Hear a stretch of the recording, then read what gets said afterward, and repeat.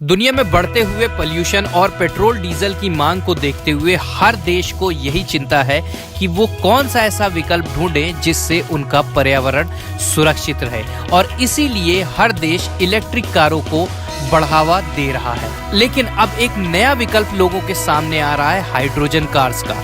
यकीन मानिए, अगर ये हाइड्रोजन कार इंडिया में आ जाती हैं तो इसकी रनिंग कॉस्ट भी काफी कम होगी और ये हमारे पर्यावरण के लिए भी काफी अच्छा होगा। कई देशों में इसे पायलट प्रोजेक्ट के तौर पर ऑलरेडी रन किया जा रहा है, जिसमें सबसे आगे यूएसए है, जापान है, यूरोप है। इंडिया में भी टाटा ने इंडियन ऑयल के साथ मिलकर हाइड्रोजन बसेस का आविष्कार किया है, जो ऑलरेडी टेस्टिंग पे है। इसके अलावा टोयोटा इंडिया में काफी सक्रिय है अपनी मिराई कार को लेके। उन्होंने ये ऑलरेडी प्रोजेक्ट स्टार्ट कर दिया है। सबसे बड़ी बात क्या है, टेक्नोलॉजी के पॉइंट ऑफ व्यू से कहीं ज़्यादा आगे हैं। इसमें ना तो इंजन है, खाली एक मोटर है, पावर उसमें प्रोड्यूस होता है। हाइड्रोजन जो है टैंक से लेती है और ऑक्सीजन हवा से लेती है, दोनों को पानी बनाती है और पानी के साथ में जो रिएक्शन होता है उसमें से जो एनर्जी निकलती है उस एनर्जी से गाड़ी चलती है। कुछ एनर्जी वो डायरेक्टली व्हील्स को सप्लाई कर देती है, कुछ एनर्जी जो है वो अपनी बैटरी में सेव कर लेती है। बैटरी भी बहुत छोटी है तो उसकी वजह से बैटरी की कॉस्ट भी कम हो जाती है। हाइड्रोजन कार की जो सबसे बड़ी खूबी है कि ये सबसे साफ फ्यूल है और इसका पोल्यूशन लेवल बिल्कुल जीरो है, और इसीलिए सरकार भी इसमें इंटरेस्ट दिखा रही है, क्योंकि सरकार का मानना है कि ये एक फ्यूचर फ्यूल है, एक फ्यूचर टेक्नोलॉजी है। हाइड्रोजन ये बायोमास से तैयार करने के बारे में बात है, तो इसको किसानों को फायदा होगा। ये वर्ल्ड का फ्यूचर टेक्नोलॉजी है और आगे हम फ्यूल को एग्रीकल्चर के साथ, ट्राइबल के साथ जोड़ना चाहते हैं, ताकि हमारे देश में 7 लाख करोड़ का जो इम्पोर्ट हो रहा है उसके बजाय हमारे किसानों को इसमें से शेयर मिले और रोजगार निर्माण हो गाँव में, और गांव गरीब मजदूर किसानों के लिए सस्टेनेबिलिटी आए। तो इसके लिए इंपोर्ट करने के बजाय import substitute, cost effective, pollution free और बने तक इंडिजीनियस। तो ये मुझे लगता है ये हमारी नीति है और नई नई टेक्नोलॉजी को हम सपोर्ट भी कर रहे हैं। निश्चित रूप से भविष्य में इसका उपयोग होगा। अब मैं आपको समझाता हूँ कि हाइड्रोजन कार आखिर है क्या। साफ शब्दों में अगर कहें एक लाइन में, तो ये पानी से चलने वाली कार आप कह सकते हैं। अगर आपको पुरानी टेक्नोलॉजी याद हो तो हम आपको याद दिलाएं स्टीम इंजन का।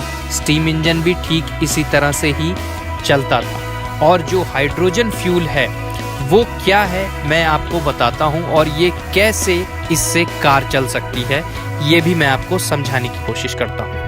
हाइड्रोजन जो कूड़ा कचरा देखते हैं जहां से मीथेन प्रोड्यूस होता है, उसको आप हाइड्रोजन बनाते हैं। साथ ही हाइड्रोजन आपको बायोगैस के थ्रू भी अवेलेबल हो सकता है। जो बायोगैस होती है उससे भी हाइड्रोजन उत्पन्न होता है।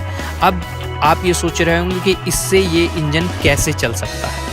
हाइड्रोजन अगर कारों में फ्यूल की तरह इस्तेमाल किया जाएगा तो वो डायरेक्ट मोटर में इंजेक्ट करेगा। साथ ही जो ऑक्सीजन है वो हमारे वायुमंडल से लेगा, जिससे एक कंबंशन होगा और उससे मोटर चलेगी, और ये यकीन मानिए काफ़ी पावरफुल होता है। और साथ ही जो इसका पोल्यूशन लेवल है वो बिल्कुल ज़ीरो होगा, क्योंकि इससे वाटर रिलीज होता है। आपकी जानकारी के लिए मैं बता दूं कि नासा भी स्पेस शटल में इसी टेक्नोलॉजी का इस्तेमाल करता है ऑर्बिटर में भेजने के लिए अपने स्पेस शटल को।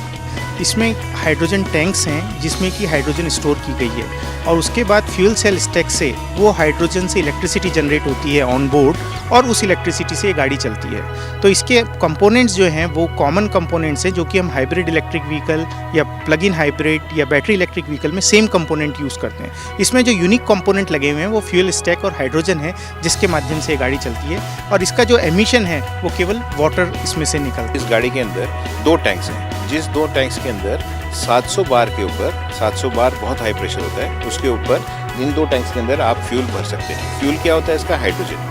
हाइड्रोजन कहाँ से आती है? हाइड्रोजन स्टेशन से आती है। अगर आप बोलेंगे हाइड्रोजन स्टेशन पे कहाँ से आती है, तो बायोमास से आती है। बायोमास क्या होता है? हमारे शहर का जितना भी कचरा है उसमें से जो मीथेन प्रोड्यूस होती है उससे हम बायोमास क्रिएट करते हैं। गाय का गोबर है उससे भी हम बायोमास क्रिएट करते हैं।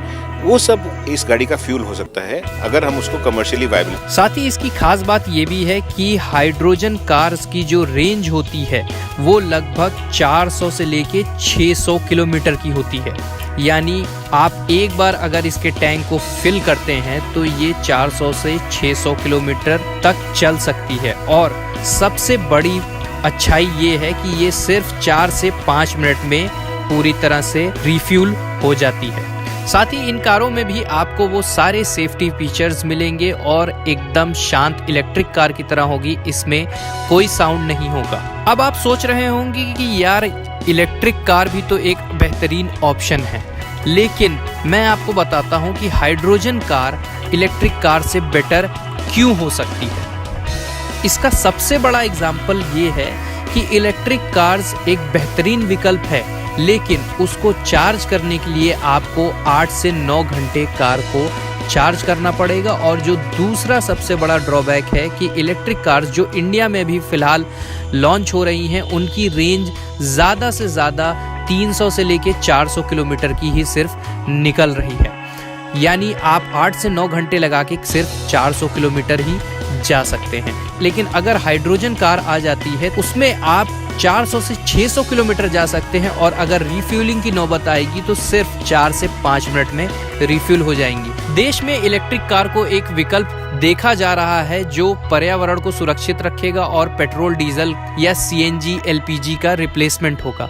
लेकिन हाइड्रोजन कार्स अगर आती हैं तो ये एक सबसे बेहतरीन विकल्प साबित हो सकता है।